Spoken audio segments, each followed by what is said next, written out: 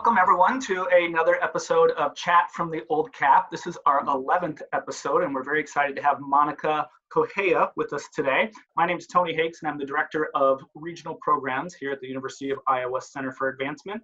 We have shut off all videos and microphones and the chat. We'll turn that on towards the end of our show, and so you can ask questions directly to me, and I will make sure that Monica gets the opportunity to answer as many as possible. So if you're not familiar with Monica Correia, she is a professor and head of the 3D design department at the University of Iowa School of Art and Art History. And Monica, you have quite a resume here. I'm going to try to get these awards right, and if I screw them up, please let me know. So your work has been exhibited in art and design venues around the world, including London, Milan, and New York. Under your leadership, Iowa's 3D design program was recognized as Best School at the 2015 International Contemporary Furniture Fair Editors Awards and received the Distinguished Connect Award for Best Design Environment at the Sculpture Objects Functional Art and Design Fair in 2014, 2015, and 2019.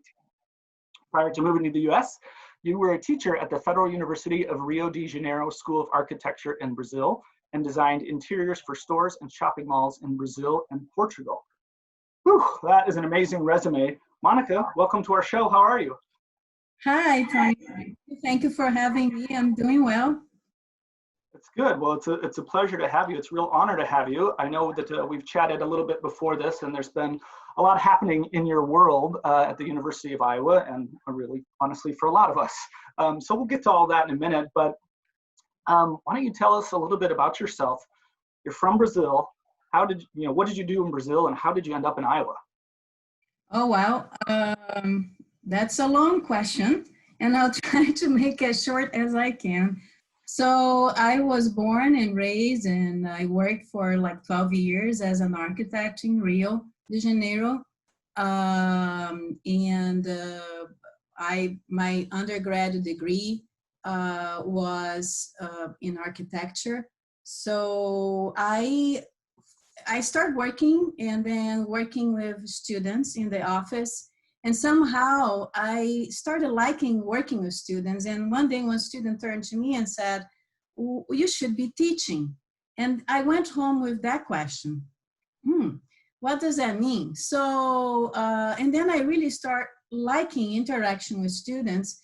And I decided to apply for an adjunct position at the school where I graduated. So prior of coming to the US, I was, for the first time, I was teaching. I have my private firm with two partners, and also working with a company that I worked for many years, primarily with commercial design. So, but I came to Iowa, and that was an interesting happening because of my husband. He comes home one day and he says, oh, I received an invitation to do cardiovascular research in the hospital in Iowa. What do you think about this? And I was like, what? And then I remember quite well that he said, yeah, Iowa.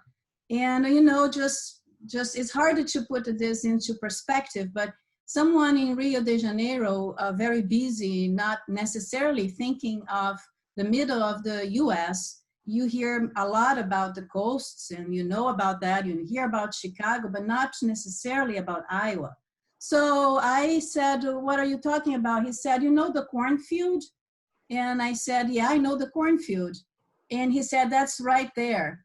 So he opened the map and he showed me and he said, what do you think about this? And I said, what are we talking about? So I don't know how, something said, okay, why not? Why you should try. I learned English, and this would be maybe an opportunity to see something different.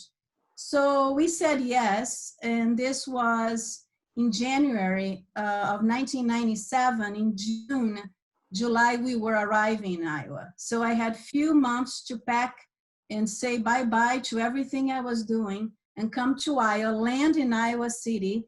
And he went straight to work, and I was like, what the heck am I going to do? So I said, oh, well, maybe this is a good chance for me to continue with a master's degree which I was not necessarily thinking. When you're professionally busy, you don't find the time to go back to school once you are immersed in that environment. So, but I said this is the time. So I found out that there was a program in the School of Art and Art History called 3D Design. And I tried to talk with my former mentor, Professor Hu, which received me and welcomed me and accepted me right away, but I could only begin a semester later. So to make it a little shorter, I finished the MA-MFA program, MFA in 2.5 years. And till today, I don't know how I did that when I see my students struggling to doing 3 years, but I did in 2.5. And I went back to Brazil. So I went back to Brazil, and then I was sure that teaching was going to be what I wanted to pursue, because during the MFA, MA program, I was a teaching assistant, and I really fell in love with teaching. So I went back and I got a teaching job at the Federal University, the same place. And then I started teaching, and then I started my private practice as an architect. And then again, 2 years after that, at the end of 2002, I get a phone call from a professor who saying that he was going to retire and he would like me to apply for his position, which I was not necessarily planning. So I applied, and I started as a visiting professor, and here I am. So that's to make it as short as I can. Well, that is an incredible journey, and we all know how you feel about the cornfields. But we're very glad you made that decision to have your family here, and very happy that you're part of the university. So you were a student here, and got your master's here. In what ways did Iowa prepare you for your career? I mean, being a student here, being a master's student. There are so many things amazing about Iowa. I think one thing is, and I like to emphasize that because I grew up surrounded by natural environment, and even though Rio de Janeiro is a big town, but we have a forest in town, when you can see the forest from pretty much everywhere you are. And I used to live and study near these places. So when I came here, one thing, and I'm not going to lose focus. I think the natural environment is one thing that is a big thing in Iowa. It's a different one, but extremely precious in a different way, okay? And Iowa, it's just an amazing place. First, because the people from Iowa, they're extremely kind. And it's really unbelievable how everybody here is welcoming and welcome like different cultures, which I appreciate significantly because I have a passion for languages, and being able to, all of a sudden there's somebody from Spain that I can talk to. Oh, how about I go to this thing? The other thing that I think it's amazing about Iowa is all the performances, the Haincher Auditorium, the School of Music, the School of Dance, many things. So the possibilities of exploration at the University of Iowa are amazing. And in addition to that, I think there is always a search from every department within the university to advance and do different things, different uses of technology, mixture of things, people that are open-minded. And I really think this is key. So I will tell you that the contact with this environment was extremely seductive to me. I feel really well here because it matches the kind of positive looking and future thinking, and at a personal level, caring. So I have really good mentors I see Professor Shan-Hee Shu also as a mentor, which was the head of metalsmithing and jewelry. So I think these things broke my head in different ways that I was like, wow, this is what teaching needs to look like. Did I answer your question? Yes, absolutely. I don't know if I've ever heard Iowa described as seductive before, but I think I'm gonna start using that now. So thank you. And you mentioned Iowa Nice, right? I mean, Iowa Nice is a real thing, a tangible thing, and I get to travel a lot, and I hear it all the time from people that visit Iowa. So very cool. What do you like best about the university or Iowa City in general?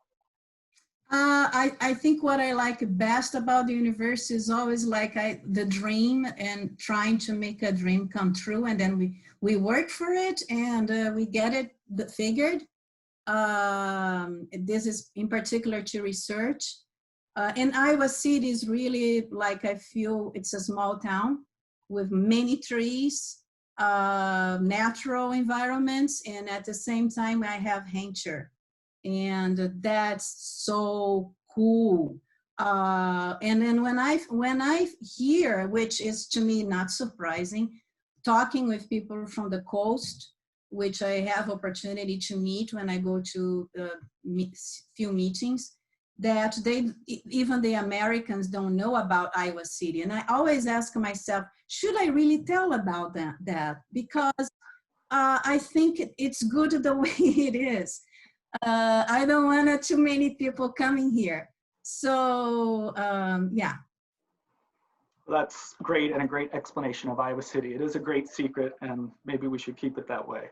You mentioned about being able to fulfill your dreams at Iowa, and you were able to do that by getting into teaching. So let's kind of talk about that. What made you want to go into teaching after you graduated from Iowa? I think I want to share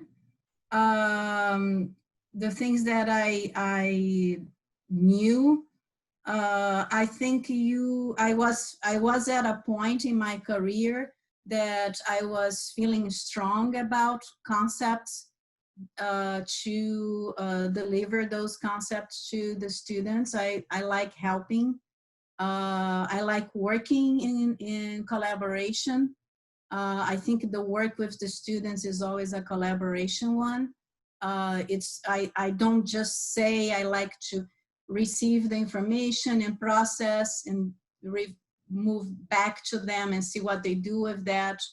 And that's what actually motivates all the work I do when we exhibit, like in all the venues that I did with them, because I had my personal experience and I could teach them how to do that. And then it's always a back and forth relationship. That's the best about teaching. So what classes are you teaching now, or will you teach? Well, I currently have, and this is also amazing because I think my former students are really beautiful. I have 2 former students working with me, Vaco and Suzanne, and they help with the intro classes, and I'm primarily teaching the more advanced classes, which is furniture design, product design. There are different categories of these things. I also teach interior design. The program was, I as an architect, I have a belief that you need to understand the work in different scales. If you don't get the training, no matter what, any object is going to be over a piece of furniture, and that piece of furniture is going to be in an interior. So the goal of the program here is really to expose the students to these scales and have that understanding, allowing them to, even if they use that information in whatever platform that becomes available, for example, if they're to display their work, they feel strong about designing where the work will be exhibited. So, so I teach these classes where they have to really make objects, they have to make furniture, and they have to design interiors. And through the exhibitions, they put all three in one pack, which it's pretty beautiful. So you mentioned a lot of your students' work and how proud you are of them. Do you want to tell us a little bit about some of your students' work? I know you mentioned the Figgy Museum. What are they doing that you're most proud of at this point? Oh my gosh, I'm proud of so many of them, and if I'm going to mention every one of them here, it's going to be boring. Not to me, but to whoever is hearing. But I will share with you. I'm proud of my students that are teaching, and I don't know, I don't see them teaching, but I'm pretty convinced that the concept of helping and planting the seeds to create a nice environment are there. I'm convinced about that. And the other one is really proud of two of my former students, and it's Baco Darjani and Justin Bailey, which individually were accepted to the most prestigious venue for young designers in the world, which is in Milan, Italy. So I almost feel like, okay, I can retire now. But not really. I just want to see more of them being accepted to that opportunity. They did a fantastic work. I had others that did as good as, but this is a really, let's say, competitive, because it's worldwide, like it's unbelievable. And unfortunately, this year we were going to be the school and my two former students together, but everything got canceled because of the situation that we are currently facing in the world. So it sounds like Iowa helped you realize your career dreams, and now you're doing the same for your students. I mean, being accepted to that Milan design program is really a testament to you, so congratulations. You mentioned teaching in this sort of pandemic. You know, you're the first professor that we've had on this program. What's that perspective like, you know, trying to inspire and prepare students for their career in this pandemic? Oh, wow. That's a tough question. It's about keeping the students motivated and reminding them every single time that it's going to be over, that there is a rainbow after the storm. And the way I handle this with the help of my teaching assistants, we have Zoom meetings that are serious. So they know I'm going to be there, and they know I'm going to be saying, where's your work? And they know I'm going to be giving them feedback, because otherwise we're all going to get crazy. So I think they know that they can count on me. So that's how I handle. They can count on me. That's great, and that's really great to hear. And again, it just is more proof that Iowa Nice and caring is really relevant now more than ever. So Yeah. you are an accomplished designer yourself. Do you want to talk us through some designs you have? I can set it up so you can share your screen and maybe talk us through some of your designs and how you came up with them and how you create them. Sure, Tony, and you asked me a really challenging question, which is to show just few of my designs because of time. And I had an internal debate. So, and I'll try to be as brief as I can. So the goal is I will show some images, very few, and then show some of the models for how do I got there. I don't have everything, but that's the plan. And I will put your website up in the chat. So if people want to go see all your designs, they can click on that. And we strongly encourage people to do so. So did you give me access? Yes. So here we go. I would say seat belts on. All right, so it's not possible to talk about my work without sharing two pictures of this beautiful place I came from. Because I think our experience and the things that we go through life, they reflect in the things that we do as adults. So I remember going to beaches with my mom, like really early in the morning, and taking a bus, and the bus goes through these paths. And then my school was on the hill. So the forest was the backyard of my middle school and high school. And the university, the campus is on an island. So there is no way I was detached from this environment. So I picked few pieces, and this is something I did uh, right after I arrived in Iowa City for the second time. This is probably from 2004, 2005, I'm not exactly sure. And back in those days, I was learning computer modeling by myself because my goal was to introduce digital technology in the program. And I said, no, there's no better way to understand what it is, and then I can tell my students to kind of learn that. So I had to learn, and I was exploring 3D forms, and I don't know if you can clearly see a connection between the curves in my work here with the curves that I showed you earlier from the two landscapes from Rio de Janeiro. So this is when I was learning, and I did these bowls and vase. The next slide, I got a little more ambitious, and I said, okay, now that I learned computer modeling and I learned 3D printing, I think I want to learn 3D milling, which is designing with computer software and sending the file to be milled. And so I designed this stool, and this piece became so ambitious in terms of project that I had to write a grant, Art and Humanities Initiative grant at University of Iowa, that I received, and I'm very thankful to them for that. And so I sent my digital file to this company in Texas that took the file and sliced it and milled the forms separately and bound them together, even milled my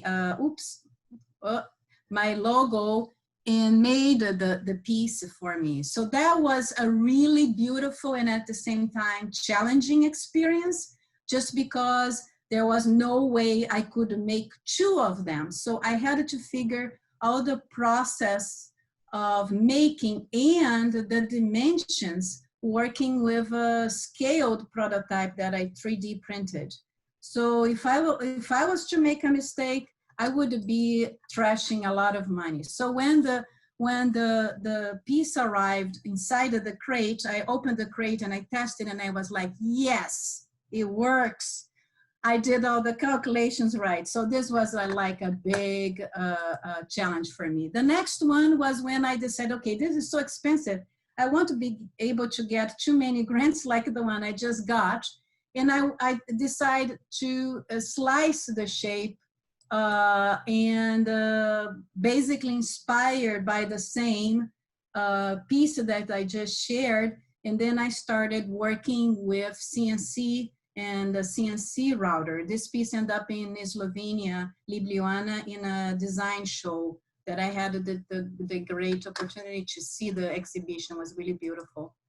The other place in Rio that really impacts me is the botanical garden and everything inside it. There's no way I can describe, like every time I go there, I see something new. So, and my work is not just about nature, but anyway, I think primarily that has a big, big impact. So I decided to design something for a faculty exhibition we had in the Figgy. And the reason why I'm sharing this, because this was exactly the opposite of the previous designs. Everything was done by hand, no computer whatsoever at all. And I really enjoyed doing it as well. It was a big process to figure how to hang this. And I was looking for light, contrast between light and shadow. And I think this has very much indeed to do with everything like my culture, like lace, this sensation is under the trees. The other place in Rio that I love so much is watching the sunset from this place called Arpoador, which is, most people hear about Ipanema. It's in that same area. And I have to tell you, if you go there, you are going to agree with me that this is gorgeous. So the quality of the light and the warmth of the light is just beautiful. Then I designed this, which was inspired by the firefly. And this is me again, still exploring CNC looking for the quality of that warmth light. But this time is laser instead of router. And then that piece became like more, I tried to do other things with color as well. This is something recent that I did, which is not necessarily inspired by nature. These are a set of tables that I enjoyed so much. I actually have 3 of them in my living room, 2 of them in my TV room, and they just look like gorgeous. I love them. They are inspired by geometry and lace. Something to kind of wrap. I'm also involved in this amazing project with theater, doing virtual reality. So we create these environments that people experience, and they're live actors, and collaborating with theater and computer science and engineering, a bunch of amazing faculty members that I like so much. It's a lot of fun. It's another side of my work that I want to share. So there are several processes that we go through. I just putting these here. And looking at the time, I'm going to stop sharing. And I brought some models. So there's like the CNC process that we go through. So the big red stool, before it became a big red stool, was a small one. And then, as I said, all the dimensions and the gravity, I had to figure out here. Otherwise, the big one was going to be a problem. I also, when I started learning, I had we make several minis, and we call them babies in 3D design. And making the babies are so beautiful. And then the big vase is the last piece. So the process of making to each of these pieces is like one. So all of these were entirely designed in the computer. I did not sketch these freehand. On the other hand, when I was doing these, I did do some sketches by hand, and these things were tested, and I had to figure out when I was designing the installation for the Figgy how to hang.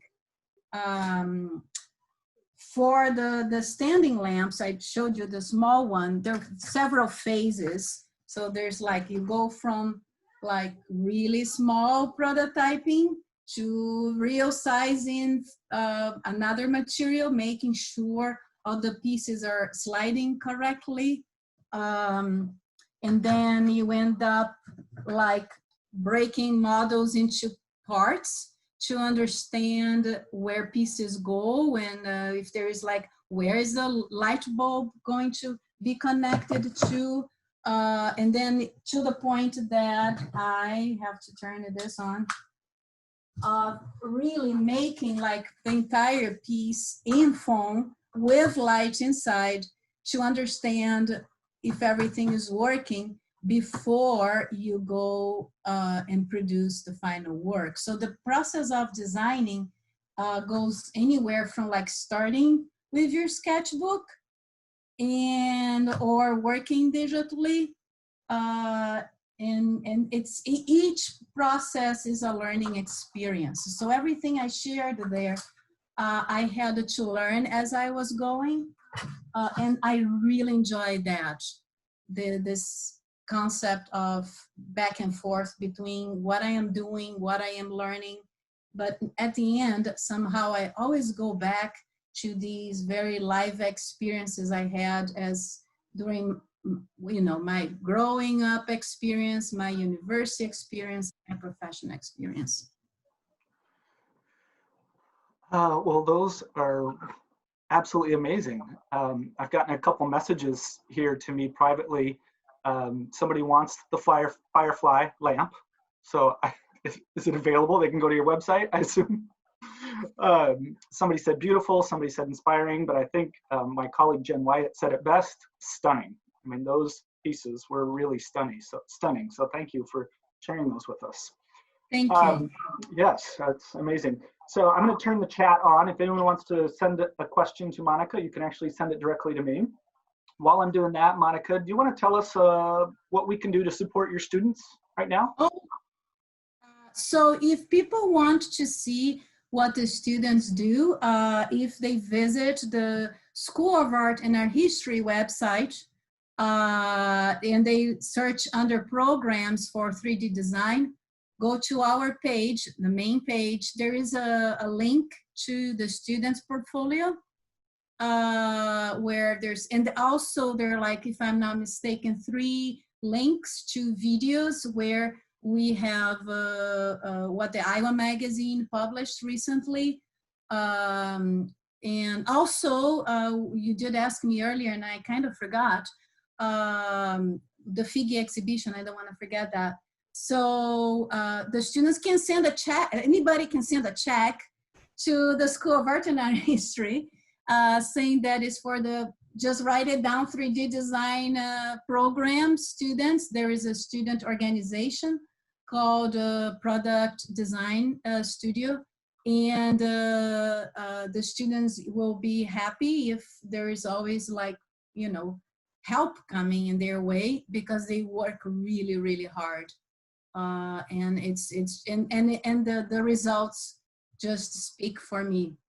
What happens in Chicago in the SOFA Connect competition, we won last year and another year, and then second place in another year.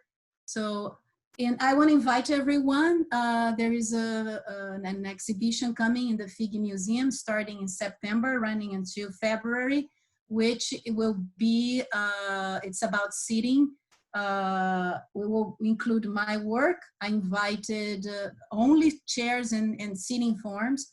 So I invited some of my former students that I know that can display pieces that they have seating.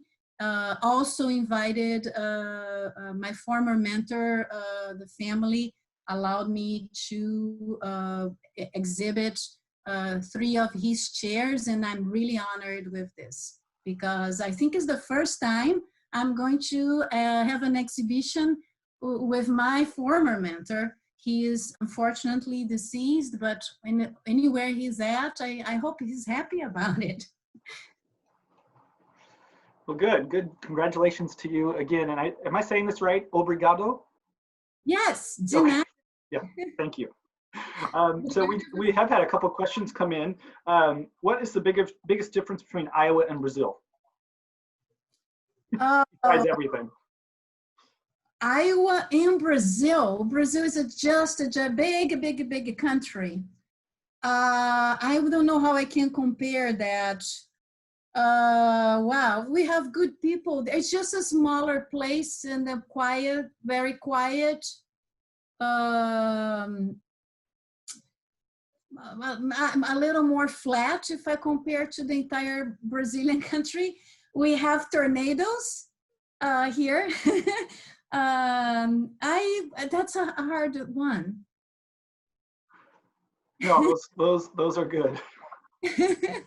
So we have a question from an undergrad art student that was here in the flood of 2008, and they would like to hear how the entire 10 years before the FEMA built the new building changed the department. Oh, wow.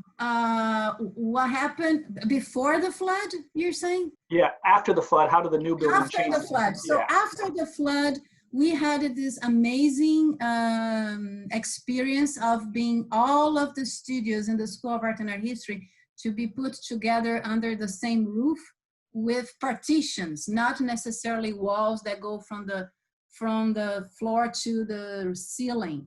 And the spaces were just big. So we would walk in, just run into people from different areas. We were also with theater which I love so much. So being capable of just working larger scale was amazing. And the exchange and looking at what everybody else was doing was beautiful. Like almost like being backstage in a theater all the time. Very cool. A few other questions here. Can we purchase directly from your students? Yes, of course. If you can't find any email, I will be happy to share. I can guide people to the students. They'll be very happy to do that. Yeah, and we put the link up in the chat too to the graduate program for Studio 3D Design. Wonderful. Thank you, Tony. There too. Another question here. Looks like the landscape of Brazil inspired you. Is there a particular landscape or an experience in Iowa that has inspired you? Oh yes, the Prairie. As I said, I don't have all my work. Not everything in my website. I don't have time to share today, but I love the Prairie. I love flowers. And I think we are very fortunate to have all the bike paths that we have. And I do bike when I can during the summertime, not the winter, but during the summer, definitely. And I just appreciate nature in general. And I have work inspired by that. Well, we definitely have the 4 seasons in Iowa, that's for sure. That's for sure. And I love probably one more question here. Let me take a look. What's the biggest challenge that you see to creating your designs?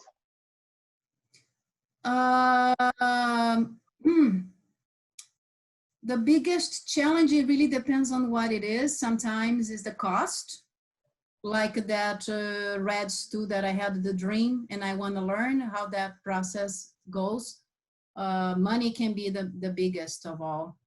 I think then it's time, the second challenge, because of everything I do with teaching, and we also have other duties as faculty, such as service, called service, is dedicating enough time for my research to feed into back to teaching. But I don't leave that. I'm always working on my own work, and I'm always trying to learn something new. Not just one technique, but different things. I love different things. I like different food. I like diverse languages. I just like to be exposed to culture and exploring different things. Really, it's an amazing thing. So money and time, those are the main things. Everything else is a matter of dedication and trying to figure things out. Well, money and time, I think a lot of us can identify with that. One last question. How often do you get back to Brazil? Obviously now it's not a good time to travel, but prior to that, do you go back every year or once every few years?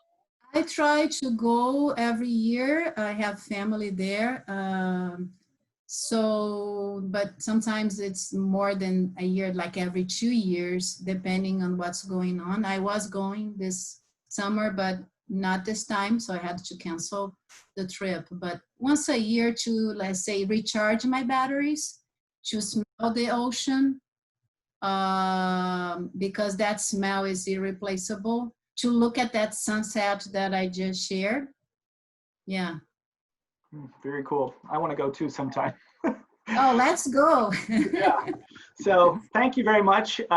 We will end here shortly, but I want to invite everyone to our chat from the old cap next week, which will be Kathy Parrott.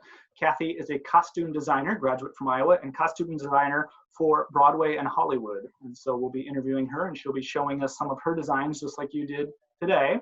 And I will put that link right in the chat. So if anyone wants to click on that, Monica, we'd love to have you at that as well. And that might be sort of a similarity that you two might have. So thank you so much for joining us. We know that these are challenging times, especially for you being a teacher and designer, but we wish you absolutely nothing but the best in moving forward. So we really appreciate your time, and thank you very much. Thank you, Tony, for having me, the entire crew. And I want to take this just a minute to, or less than that, to thank all my students and the community in Iowa City in general and the university, because I'm really happy to be here. Well, we're very happy that you're here too. So thank you for making the journey to Iowa.